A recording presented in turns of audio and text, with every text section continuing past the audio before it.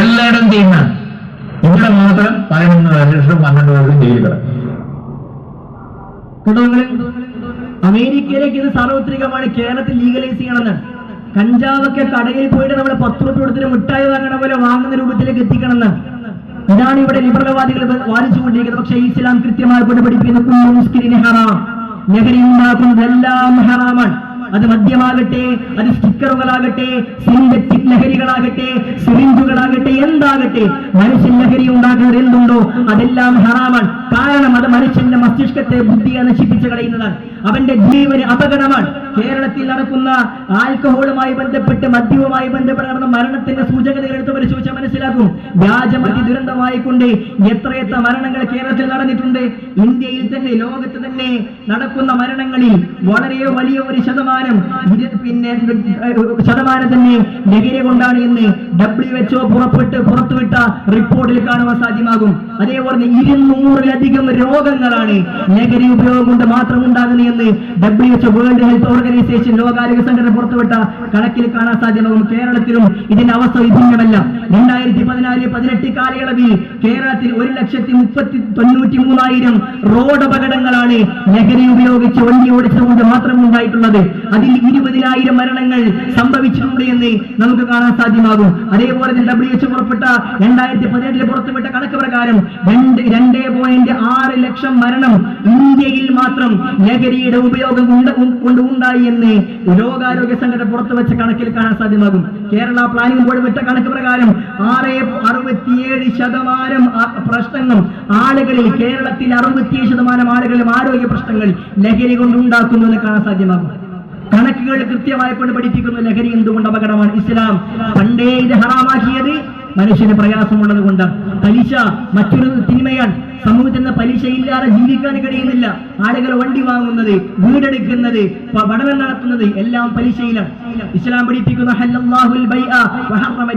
അല്ലാഹു കച്ചവടം ഹലാക്കിയിട്ടുണ്ട്. പക്ഷേ നിങ്ങൾ പലിശമായി ഇടപെടല്ലേ എന്ന് ഇസ്ലാം പഠിപ്പിച്ചു. വളരെ വലിയ തിന്മയായി കൊണ്ട് റസൂലുള്ളാഹി പഠിപ്പിച്ചു. കാരണം എന്താണ്? അതുകൊണ്ട് അപകടമാണ് ഉണ്ടാകുന്നത്. മനുഷ്യന്റെ സമ്പത്തിൽ നഷ്ടമാണ്, ജീവന് വരെ നഷ്ടപ്പെടാൻ കാരണമാകുമെന്ന് നമുക്ക് കാണാൻ സാധ്യമാകും. കേരളത്തിൽ നടക്കുന്ന ധാരാളക്കണക്കിന് മരണങ്ങൾ നമുക്ക് ഇതുമായി ബന്ധപ്പെട്ട് കാണാൻ സാധ്യമാകും. ഈ അടുത്ത് നടന്ന ഒരു മരണം, 12 ലക്ഷം രൂപ കടം വാങ്ങിയിട്ട് ഒരു വ്യക്തി 40 ലക്ഷമാണ് അതിന്റെ ബാധ്യതയുള്ളത്. വാങ്ങിയത് 12 ലക്ഷമാണ്. ഓരോ മാസവുമായി പലിശ ഇങ്ങനെ അടച്ചുകൊണ്ടേയിരിക്കുന്നു. പക്ഷേ അതിങ്ങനെ കൂടി വരികയാണ്. എടുത്തതിനേക്കാൾ 4, 5, 6 ഇരട്ടി തിരിച്ചെടുക്കേണ്ട അവസ്ഥ പലിശ കൊണ്ടുണ്ടാകുന്നു. അതുകൊണ്ട് തന്നെ ഈ ഗവൺമെന്റ് തന്നെ അതിനെതിരെ എന്തെങ്കിലുമൊക്കെ ഉണ്ടാക്കാൻ ശ്രമിച്ചുകൊണ്ടിരിക്കുന്നു. തോമസ് ഐസക്ക് ഏതാനും വർഷങ്ങൾക്ക് മുമ്പ് ഇസ്ലാമിക് ബാങ്കിങ് കേരളത്തിൽ കൊണ്ടുവരുന്നത് വായിച്ചത് അതുകൊണ്ടായിരുന്നു. സുഹൃത്തുക്കളെ, ധാരാളക്കണക്കിന് അങ്ങനെയുള്ള പ്രശ്നങ്ങളൊക്കെ പരിശോധിച്ച് നോക്കുമ്പോൾ, തിന്മകളുടെ കാര്യങ്ങളെടുത്ത് പരിശോധിച്ച് നോക്കുമ്പോൾ ഇസ്ലാം ഹറാമാക്കിയ കാര്യങ്ങളുടെ എല്ലാം കാരണങ്ങൾ മനുഷ്യ സംരക്ഷണത്തിനാണെന്ന് മനസ്സിലാക്കാൻ കഴിയും. ഇന്ന് ചില ആളുകളൊക്കെ ലോകത്ത് വാദിക്കുന്ന മറ്റൊരു കാര്യമാണ് ജനസംഖ്യാ നിയന്ത്രണം കൊണ്ടുവരണമെന്നുള്ളത്. ഒരു കണക്ക് സ്ക്രീനിൽ കാണാൻ സാധ്യമാകും. പിന്നെ പോപ്പുലേഷൻ, ലോകത്തിൽ ജനസംഖ്യയിലുണ്ടായ വർധനവും അതേപോലെ ദാരിദ്ര്യ സൂചികയിലുണ്ടായ ഇടിവും. ചില ആളുകൾ പറയുന്നത് ജനസംഖ്യ കൂടിയാൽ ദാരിദ്ര്യം കൂടുന്നതാണ്. പക്ഷെ കണക്കുകൾ പറയുന്നത് ജനസംഖ്യ കൂടുന്നതനുസരിച്ച് കൊണ്ട് ദാരിദ്ര്യം കുറയുന്നുവെന്നാണ്. നിങ്ങൾ അതിനെ ആലോചിച്ച് നോക്കൂ. 20 കൊല്ലം മുമ്പുണ്ടായിരുന്നത്ര ദാരിദ്ര്യം ഇന്ന് നമ്മുടെ നാട്ടിലില്ല. ലോകത്ത് ജനസംഖ്യയിൽ ഒന്നാമത് നിൽക്കുന്ന രാജ്യമാണ് ഇന്ത്യ. പക്ഷേ ഇന്ത്യയിൽ നിന്ന് ദാരിദ്ര്യ സൂചി താഴോട്ടാണ് എന്ന് പണ്ടത്തേനേക്കാൾ കുറഞ്ഞെന്ന് കാണാൻ സാധ്യമാകും. സുഹൃത്തുക്കളെ, മറ്റൊന്നാണ് വളരെ വലിയ സമൂഹത്തിലെ ആളുകളെ വളരെയധികം തിന്മയിലേക്ക് കൊണ്ട് ചെന്നെത്തിക്കുന്ന മറ്റൊരു കാര്യമാണ് സിനിമ എന്നുള്ളത്.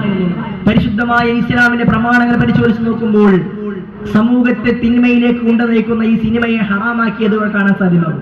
പക്ഷെ ചില ആളുകൾ ഇസ്ലാമിൽ സിനിമ പോലും കാണാൻ പറ്റൂലേ, ഒരാസ്വാദനം ഇസ്ലാം നൽകുന്നില്ല എന്നാണ്. പക്ഷെ സിനിമ കൊണ്ടാകുന്ന അപകടം എന്താണ് സുഹൃത്തുക്കളെ? പല സമൂഹത്തിൽ ഉണ്ടാകുന്ന എല്ലാ തിന്മകളുടെയും മൂലകാരണമായി കൊണ്ടൊന്ന് കാണാൻ പറ്റുക സിനിമയാണ്. പ്രേമത്തിന്റെ കാരണം എന്താണ്? സിനിമയിൽ നടനും നടിയും പ്രേമിക്കുന്നു, അത് ജീവിതത്തിൽ കൊണ്ടുവരാൻ ശ്രമിക്കുന്നു. സമൂഹത്തിലെ ക്രൈമുകൾ, കുറ്റകൃത്യങ്ങൾ പരിശോധിച്ച് നോക്കിയാൽ അതിന് വലിയ ഒരു കാരണമായി കൊണ്ട് സിനിമയെ കാണാൻ കഴിയും. നിങ്ങൾ ന്യൂസ് കേട്ട് നോക്കൂ. കേരളത്തിൽ വർഷങ്ങൾക്ക് മുമ്പ് ഇറങ്ങിയ ഒരു സിനിമ ദൃശ്യം എന്ന പേരിൽ സിനിമ ഇറങ്ങി. ഞാൻ അതിന്റെ പേര് ബോധപൂർവം പറയുകയാണ്. ആ സിനിമ ഇറങ്ങിയതിന് ശേഷം 60-ലധികം